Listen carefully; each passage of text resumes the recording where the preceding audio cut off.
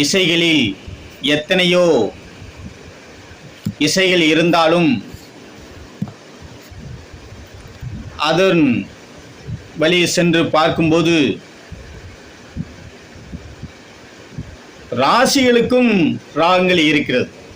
என்ன சார், உண்மைதானா? ஆமாம், பழைய நூல்களில் சொல்லப்பட்டிருக்கிறது. ஒவ்வொரு ராசிக்கும் ஒவ்வொரு ராகங்கள் இசைகள் இருக்கிறது. அந்த ராசிக்காரர்கள், அந்த லக்கணக்காரர்கள் அந்தந்த ராகங்களை, ராசிக்குள்ள இசைகளை, ராகங்களை கேட்டால் கண்டிப்பாக மன நிம்மதி கிடைக்கும், மன நிறைவு கிடைக்கும், கண்டிப்பாக வளம் பெற முடியும், இன்னல்களிலிருந்து தப்பிக்க முடியும். அந்த வகையில் பார்க்கும்போது மேச ராசிக்கு லதாங்கி ராகம், ரிஷபத்துக்கு வாசஸ்பதி ராகம், மிதுனத்துக்கு கீரவாணி ராகம், கடகத்திற்கு ஹேமாவதி ராகம், சிம்மத்துக்கு கல்யாணி ராகம், கன்னிக்கு சண்முகப்பிரியா ராகம்.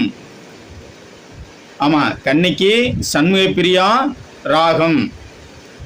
துலாத்திற்கு ராகவர்த்தினி ராகம், விருச்சிகத்துக்கு நடபைரவி, பைரவி ராகத்திலே நடபைரவி விருச்சிகத்துக்கு.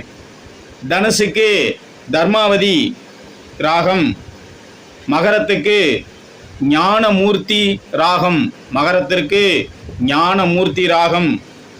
கும்பத்துக்கு சரசங்கி அப்படிங்கிற ராகம், மீனத்திற்கு சாருகேசி அப்படிங்கிற ராகத்தை மீனராசிக்காரர்கள் கேட்கலாம்.